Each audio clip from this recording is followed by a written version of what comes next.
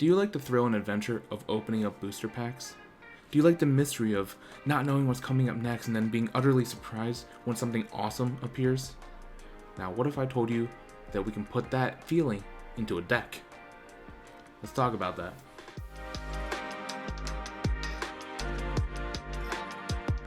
What's up, Tamers? Welcome back to The Other Decks. My name's Casual Adobo, and today we're talking about a deck I'm calling Spuds and Buds, Gacha Green. Now, this is a deck that is based around an actually old mechanic featured back in BT1, and I say featured very loosely. And to be honest, it was a little weird. It was a little random, and that effect is on Jagamon, which we'll talk about in a bit. But essentially, it's this idea of revealing top 3, and if there's a Mega, you can Digivolve onto it when attacking. Very early on, and even kind of as I'm talking about now, it sounds very random. But after doing the 3 meta deck lists last week, my janky soul needed something, and this fits the bill perfectly. But, hear me out, it actually becomes less janky in BT7, and that's because we get a little bit more support in the form of Tortomon, a new Gatsumon for green, wild, and then Mame Tyramon. I hope I'm pronouncing that right. But the whole idea of this deck is that we get into our ultimates and then start using their when attacking to try and cycle through our deck to find an awesome green mega level Digimon that we can then Digivolve into. So be warned, this has the full jank alert. Honestly, it seems pretty fun. So that's enough of me talking about it. Let's actually go ahead and hop into the deck profile. Alright, and here we are at the deck profile. So starting us off, we'll start with the Digitama, and here we're using 4 copies of the new BT7 Koromon. This says that when attacking, we can reveal the top card from our deck and then place it either at the top or the bottom. For you Magic players, this I believe is scrying. Don't quote me on that, I'm just learning Magic. But this is a pretty good way to cycle through our deck. Like I mentioned with our ultimates, we're revealing the top 3. So if we can, confirm whether the top one is a Mega or not when we're using it, and then deciding to put at the bottom, it's pretty good. It's pretty good knowledge, essentially, to have. But we are running 4 of it. And I don't have a 5th Digitama here, just because I want the consistency of having that inheritable. But if you do want to put a 5th one in here, pretty much free game on any of them. Moving on to our rookies, we do have 3 copies of Terriermon. This says on all turns, your opponent can't gain memory except from tamer effects. So essentially, this is our memory blocker. And this is important because there's still a lot of memory shenanigans going on around here in the BT7 format. Everyone has a memory boost card, and now in BT7, everyone also gets their secondary memory boost, which has, some other effects other than trying to find Digimon. We'll actually see one later in this deck profile. But yeah, 3 memory blockers, good to have. Next up is Gatsumon from BT7, and this is another one of the support pieces for the Gacha system. So, on play, you can reveal 1 green Digimon card from your hand, and if you do, place it at the top of your deck. So, essentially, if you draw into a Mega that you want to Digivolve into using the effects of Mame Tyramon, and that one's the name I'm gonna have to read. So if you have a Mega level Digimon in your hand that you want to Digivolve into using the effects of one of our ultimates, you can play one of these and then guarantee that the when attacking will not miss. So Gatsumon at 4 of, incredibly crucial piece for this deck. And then rounding out our rookies, we do have 4 copies of starter deck Tentomon. On play, reveal top card of our deck. If it's a green Digimon card, add to our hand. Otherwise, place it at the bottom of this deck. So this deck isn't janky in the casual Adobo way, normal way of jank, in that there's multiple colors in here. This is mono green. Very surprising for me. I know, I'm shocked. But Tentomon does allow us to have a little bit of consistency just so we can have more cards in hand. And honestly, there's a huge spread of Digimon cards. So more often than not, this is going to hit rather than miss. So that does it for the rookies. Moving on to our champions, do have 4 copies of Vegemon. So the reason I have this, because it has no effects, is that it is a cheap champion to play for 4. Not bad. 1 cost to Digivolve, pretty awesome. And we're running a lower amount of rookies in here than, what most traditional deck builders would say you need in here. So having a cheap champion that you can play and then start building up into those stacks is very nice. But the main champion we want to see here is actually 4 copies of Tortamon. Now Tortamon is another one of those pieces where I said that the gacha system had a little bit of support because it has an inheritable that says when attacking you can reveal 1 green Digimon card from your hand and then place it on top of your deck. And then this Digimon gets plus 3000 DP, so it is DP boost, and similar to the Gatsumon, you can put a Mega that's in your hand, put it on top of the deck, and that way it guarantees our ultimates have something to Digivolve into. Plus it gets plus 3000 DP, so all of our Megas get a little bit of a boost on that attack. And then rounding out the champions, we do have 2 copies of Metal Kabuterimon. So this is 3 to Digivolve from a traditional rookie, 2 to Digivolve from a tamer, and then 1 to Digivolve from a normal level 1, or level 4, sorry. Reading numbers is hard. Now there aren't too many hybrids in this deck just because I didn't think that the hybrid system worked very well with the gacha system. But I do like having Metal Kabuterimon in here just because it can sort of act like our Lobomons or our Gunimons from the BT4, BT5 era, where it's just a good final hit if we have 2 memory. You could replace this with Arbormon, but I do like the 6000 DP here. But I stuck with Metal Kabuterimon, even though the when Digivolving doesn't trigger because we don't have JP and we don't have any other hybrids. I like Metal Kabuterimon. That's it. Honestly, one of my favorites from the Digimon Frontier series. Anyway, moving on, we are going over to our ultimates, and here we do have 4 copies of each of our main ultimates for this deck and the whole entire thing that this revolves around. So back from BT1, we have 4 copies of Jagamon, who, if you watched the Digimon Reboot 2020, apparently is not made of rocks, is actually just made of potatoes. Wild. Hence Spuds and Buds. But anyway, when attacking, reveal top 3 from the deck and then Digivolve into a level 6 green Digimon from among them without paying the memory cost, and then place the rest at the bottom of the deck. So this is a really good ability, especially if you know what you're going to be Digivolving into, just because you can go into some of those bigger level 6 green Digimon that have absurd Digivolution costs for free. Now the thing to know about this ability for both Jagamon and Mame Tyramon is that when you Digivolve into a Mega when you're attacking, the Mega's when attacking ability does not trigger because you've missed the timing on that. However, you do get the when Digivolving ability, at least to my understanding. I haven't found anything online that says otherwise, but it would make sense because you are Digivolving, literally Digivolving into the level 6 using this effect. So you'll notice that when we go into the Megas, and the whole onslaught of Megas that I put in here, all of them have when Digivolving abilities, but none of them have when attacking, just because it didn't feel like it would really work out the way I hoped it would. But yeah, 4 copies of Jagamon. And then from BT7 we have 4 copies of Mame Tyramon. So once again, same ability, when attacking, reveal top 3, Digivolve into a Mega from among them for 0 memory, or without paying its memory cost to be specific. Now the only difference between this and the Jagamon is Mame Tyramon's DP is lower, it's only at 5000, but its play cost is 5. So if for some reason we're not able to really Digivolve into the stacks that we want, we can just hard play it for 5, which to be honest is not that bad of a memory cost for an ultimate. Now if we do hard play it without having Tortamon underneath of it, we are playing more of the traditional Gacha Green, where we really might not know what we're getting into. But with all of the other things that we have to support this mechanic, Mame Tyramon is a fantastic Digimon. And so that is our ultimates. Next up, let's go into our Megas, which we are running a lot. I believe it's 1, 2, 3, 4, 5, 6, 7, 8, 9 Megas. Let's talk about them. First up is Mega Gargamon, back from BT3. When Digivolving, we can suspend one of our opponent's Digimon, and it doesn't unsuspend during their next unsuspend phase, which is awesome. And then while our opponent has a suspended Digimon, this one also gains security attack +1. So notice, none of these are when attacking abilities, so perfect.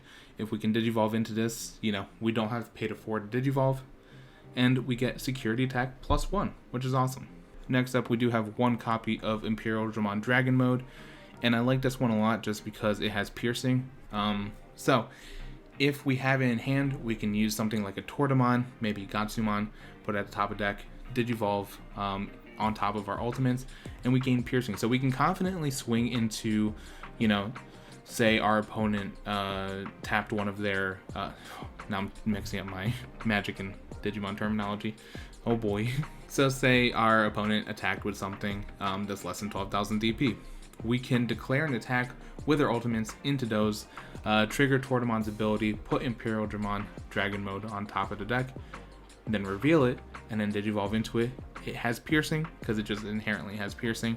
And then on our turn, once per turn, if this deletes a Digimon in battle and survives, unsuspend this Digimon. So we can potentially get 2 attacks out of this from just starting at an ultimate level on board. Next up, we do have 2 copies of Argomon, and this is actually from BT5 Argomon, and you'll see why I include this one in a bit. It does have Digisorption too, so we can do the traditional Digisorption thing where we suspend one of our own Digimon to reduce the Digivolution cost by 2. So on its own, even if we're not playing with the ultimate mechanics, this is still a fairly cheap Digivolution to have. But when Digivolving, suspend all of our opponent's Tamers. And then on all turns, our opponent's Tamers can't unsuspend. So as you know, BT7 is a very Tamer heavy meta, especially with, you know, Shinegreymon coming back. There's just so many Tamers, and that's because there's so many hybrid Digimon that can Digivolve into them. So you're going to see a lot more Tamer spam. And actually, it was a conversation I had with Pepper back in, I think, the BT5 meta when we were talking about it. We were kind of joking around like, yeah, this card is really here if you really got dunked on by Shinegreymon in earlier metas. Not thinking that Shinegreymon would be back, but lo and behold, BT7, Shinegreymon is back, and so is this Argomon. You play 2 of them. Going into our other megas, we do have 2 copies of Ancient Troymon. So on opponent's turn, when an opponent's Digimon attacks, suspend up to 2 of their Digimon without blocker. And on deletion, you can play a green level 4 lower hybrid in its form from your hand to the field. Sorry, reading's hard. But we're mostly using this as a defensive mega, so that we can Digivolve into it using our ultimates, not have to pay the 5 ridiculous memory it costs to Digivolve into it, and it kind of just slows down our opponent's game a lot. And then speaking of slowing down our opponent's game, this deck is really, really defensive. We have 3 copies of Ibanwumon. Let me know in the comments if I pronounced that right. I'm really hoping I did. And if not, try and tell me how to pronounce it in the comments down below. But anyway, when Digivolving, we get to suspend one of our opponent's Digimon, then gain 1 memory for each of our opponent's suspended Digimon. Which is, you know, pretty nice on its own. However, on all turns, all of our opponent's Digimon gain your turn. You must trash 1 card in your hand to unsuspend this Digimon. Essentially, we are suspending our opponent's Digimon and forcing them to make some decisions about what's in their hand. And the less cards our opponent has in hand, the less that they can do on their turn. Once again, if we use our ultimate's ability, we don't have to pay that ridiculous 5 cost to Digivolve.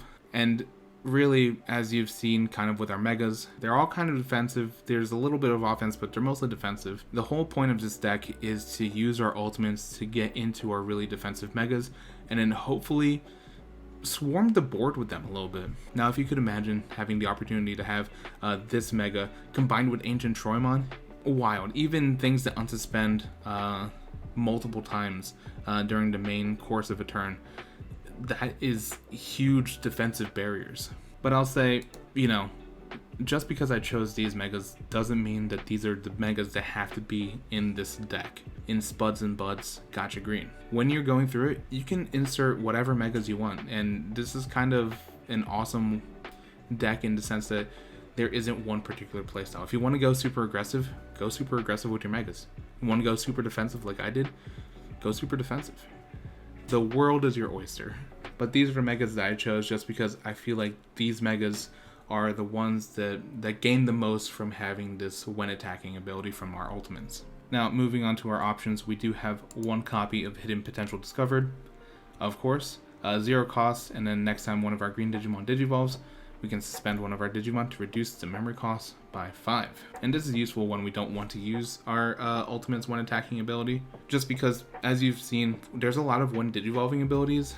Sometimes it might not feel right to use the ability into just security, right? Especially say for Mega Gargamon, if you want to attack whatever Digimon you suspend, you can't change targets in the middle of the attack, right? So Digivolve first, suspend the thing that you want to hit, and then swing into it. So hidden potential discovered helps us do the actual Digivolving portion of our deck. Next up, we do have 3 copies of Blasted Disaster. 6 costs to play, but suspend all of our opponent's Digimon, then gain 1 memory for every suspended Digimon. So if your opponent has 3 Digimon in play, you can play this for 3. And this is really good when you combine it with Ebonwomon, just because if all of their Digimon are suspended, they're going to have to make some choices as to which ones they're going to want to suspend by discarding a card. So I have 3 copies of that, and then rounding out our options, we do have 2 copies of the new Memory Boost for green, Dino Memory Boost. Main is suspend one of our opponent's Digimon, play cost of 3, and then leave this out in the battlefield, and then delay on our next turn or a subsequent turn. We can trash it to gain 2 memory. So this is really good if, you know, our opponent is not swinging with their big thing and we want to try and destroy it with Imperial Dramon Dragon Mode. Play this for 3, suspend it, and then declare an attack with, you know, Jagamon into that Digimon.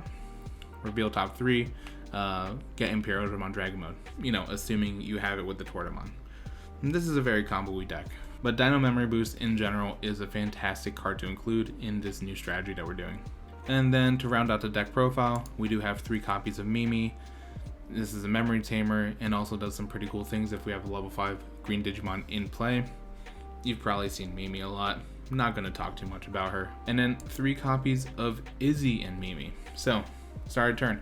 If our opponent has suspended Digimon, we gain 2 memory. And this is kind of the original generator for Gacha Green, at least in the older sets.